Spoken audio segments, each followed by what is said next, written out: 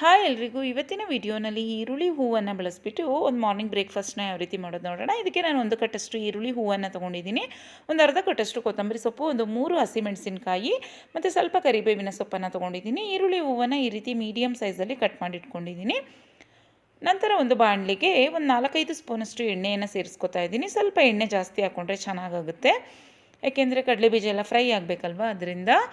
ನಂತರ ಒಂದು 2 ಸ್ಪೂನಷ್ಟು ಕಡಲೆ ಬೀಜವನ್ನು ಸೇರಿಸಿದ್ದೀನಿ. ಕಡಲೆ ಬೀಜ ಒಂದು ಸ್ವಲ್ಪ ಕಲರ್ ಚೇಂಜ್ ಆಗಬೇಕು, ಅಂದರೆ ಕ್ರಿಸ್ಪಿ ಆಗಬೇಕು, ಅಲ್ಲಿ ತನಕ ಅದನ್ನು ಫ್ರೈ ಮಾಡ್ಕೊತಾ ಇದ್ದೀನಿ. ನಂತರ ಅದಕ್ಕೆ 1 ಸ್ಪೂನಷ್ಟು ಕಡಲೆಬೇಳೆಯನ್ನು ಸೇರಿಸಿದ್ದೀನಿ. ಕಡಲೆಬೇಳೆನೂ ಅಷ್ಟೇ ಒಂದು ಸ್ವಲ್ಪ ಕಲರ್ ಚೇಂಜ್ ಆಗಬೇಕು, ಅಲ್ಲಿ ತನಕ ಅದನ್ನು ಫ್ರೈ ಮಾಡ್ಕೋಬೇಕು.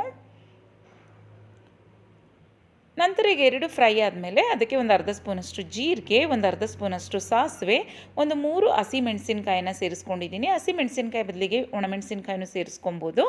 ನಂತರ ಸ್ವಲ್ಪ ಕರಿಬೇವಿನ ಸೊಪ್ಪನ್ನು ಸೇರಿಸ್ಕೊತಾ ಇದ್ದೀನಿ. ಈಗ ಇದಕ್ಕೆ ಕಟ್ ಮಾಡಿರುವಂತಹ ಈರುಳ್ಳಿ ಹೂವನ್ನು ಸೇರಿಸ್ತಾ ಇದ್ದೀನಿ. ಈರುಳ್ಳಿ ಹೂವು ಅಷ್ಟೇ ಸ್ವಲ್ಪ ಅಂದರೆ ಅದು ಎಣ್ಣೆಯಲ್ಲಿ ಫ್ರೈ ಆಗಬೇಕು, ಅಲ್ಲಿ ತನಕ ಅದನ್ನು ಒಂದು 2 ನಿಮಿಷ ಅದನ್ನು ಚೆನ್ನಾಗಿ ಫ್ರೈ ಮಾಡ್ಕೋಬೇಕು, ಮೀಡಿಯಮ್ ಟು ಲೋ ಫ್ಲೇಮಲ್ಲಿ. ನೋಡಿ, ಈಗ ನೀಟಾಗಿ ಈರುಳ್ಳಿ ಹೂವನ್ನ ಈ ರೀತಿಯಾಗಿ ಫ್ರೈ ಮಾಡ್ಕೊಳ್ಬೇಕು. ಈಗ ಇದಕ್ಕೆ ಒಂದು ಅರ್ಧ ಸ್ಪೂನಷ್ಟು ಅರಿಶಿನ ಪುಡಿಯನ್ನು ಸೇರಿಸ್ಕೊತಾ ಇದ್ದೀನಿ. ಅರಿಶಿನ ಪುಡಿ ಹಾಕಿದ ಮೇಲೂ ಅಷ್ಟೇ ನೀಟಾಗಿ ಒಂದು ಸ್ವಲ್ಪ ಅದನ್ನು ಫ್ರೈ ಮಾಡ್ಕೊಳ್ಬೇಕು. ಈಗ ನೋಡಿ, ಎಲ್ಲ ಫ್ರೈ ಆದಮೇಲೆ ಇದಕ್ಕೆ ನಾವು ಮೊದಲೇ ರೈಸ್ನ ಮಾಡಿಟ್ಕೊಂಡಿರಬೇಕು. ನಾನಿಲ್ಲಿ ಇವತ್ತು ಸೋನಾ ಮಸೂರಿಯಲ್ಲಿ ರೈಸ್ನ ಮಾಡಿಟ್ಕೊಂಡಿದ್ದೆ, ಇದನ್ನು ಸೇರಿಸ್ಕೊತಾ ಇದ್ದೀನಿ. ಯಾವುದೇ ಅಕ್ಕಿಯಲ್ಲಿ ಮಾಡ್ಕೊಳ್ಬೋದು, ಬಾಸುಮತಿ ರೈಸಲ್ಲೂ ಚೆನ್ನಾಗುತ್ತೆ, ರೇಷನ್ ಅಕ್ಕಿಯಲ್ಲೂ ಸಹ ಚೆನ್ನಾಗಾಗುತ್ತೆ ರೈಸ್. ಸ್ವಲ್ಪ ಉದುರಾಗಿ ಮಾಡ್ಕೊಂಡ್ರೆ ಆಯಿತು ಅಷ್ಟೇ.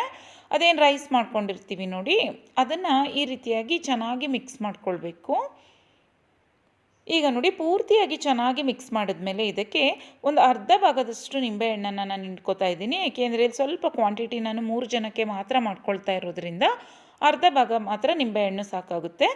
ತುಂಬ ಜನಕ್ಕೆ ಮಾಡ್ಕೊಳ್ತೀವಿ ಅಂದರೆ ಪೂರ್ತಿಯಾಗಿ ಒಂದು ನಿಂಬೆಹಣ್ಣನ್ನು ಹಿಂಡ್ಕೊಬೇಕಾಗುತ್ತೆ. ಅಂದರೆ ಒಂದು 5 ಜನಕ್ಕೆಲ್ಲ ರೈಸ್ನ ಹಾಕ್ಕೊಂಡಿದ್ರೆ, ಒಂದು 5 ಜನಕ್ಕೆಲ್ಲ ಮಾಡ್ಕೋತಾ ಇದ್ದರೆ ಒಂದು ಪೂರ್ತಿಯಾಗಿ ನಿಂಬೆ ರಸವನ್ನು ಹಾಕೋಬೇಕಾಗುತ್ತೆ. ನೋಡಿ, ಈಗ ನಾನು ಅರ್ಧ ಭಾಗದಷ್ಟು ಮಾತ್ರ ನಿಂಬೆಹಣ್ಣು, ನಮ್ಮ 3 ಜನಕ್ಕೆ ಅರ್ಧ ಭಾಗದಷ್ಟು ನಿಂಬೆಹಣ್ಣು ಪರ್ಫೆಕ್ಟಾಗಿ ಸಾಕಾಗುತ್ತೆ. ಈಗ ನೋಡಿ, ನಿಂಬೆ ರಸವನ್ನು ಹಾಕಿದ್ಮೇಲೂ ಅಷ್ಟೇ ನೀಟಾಗಿ ಅದನ್ನು ಒಂದು ಅರ್ಧ ಕಟ್ಟಷ್ಟು ನಾನಿಲ್ಲಿ ಕೊತ್ತಂಬರಿ ಸೊಪ್ಪನ್ನು ಸಹ ಸೇರಿಸ್ಕೊತಾ ಇದ್ದೀನಿ. ಬೇಕಿದ್ದರೆ ಒಂದು 2 ಸ್ಪೂನಷ್ಟು ತೆಂಗಿನ ತುರಿ ಹಾಕ್ಕೊಂಡ್ರೂ ಸಹ ತುಂಬ ಚೆನ್ನಾಗಾಗುತ್ತೆ. ಕೊತ್ತಂಬರಿ ಸೊಪ್ಪಾದರೂ ಸೇರಿಸ್ಕೊಳ್ಬೋದು, ಇಲ್ಲಾಂದರೆ ಸಬ್ಸಿಗೆ ಸೊಪ್ಪು ಸೇರಿಸ್ಕೊಂಡ್ರೂ ಸಹ ತುಂಬ ಚೆನ್ನಾಗಾಗುತ್ತೆ. ಈಗ ನೋಡಿ, ಎಲ್ಲವನ್ನು ಸೇರಿಸಾದ್ಮೇಲೆ ಕೊನೆಗೆ ಮೇಲೆ ಅದಕ್ಕೆ ಒಂದು ಸ್ವಲ್ಪ ಕೊತ್ತಂಬರಿ ಸೊಪ್ಪು ಮತ್ತು ಈರುಳ್ಳಿ ಹೂವನ್ನು ಸೇರಿಸ್ತಾ ಇದ್ದೀನಿ. ನೋಡಿ, ರೆಡಿ ಆಯಿತು. ಇದು ಮಕ್ಕಳ ಲಂಚ್ ಬಾಕ್ಸ್ಗೂ ಸಹ ತುಂಬ ಚೆನ್ನಾಗಾಗುತ್ತೆ, ಮಾರ್ನಿಂಗ್ ಬ್ರೇಕ್ಫಾಸ್ಟ್ಗೂ ಸಹ ತುಂಬ ಚೆನ್ನಾಗಾಗುತ್ತೆ. ರೆಸಿಪಿ ಇಷ್ಟ ಆದರೆ ನೀವು ಸಹ ಟ್ರೈ ಮಾಡಿ, ಹಾಗೆ ಬೇರೆಯವ್ರಿಗೂ ಸಹ ಶೇರ್ ಮಾಡಿ, ಹಾಗೆ ಚಾನಲ್ನ ಸಬ್ಸ್ಕ್ರೈಬ್ ಮಾಡ್ಕೊಳ್ಳಿ. Thank you.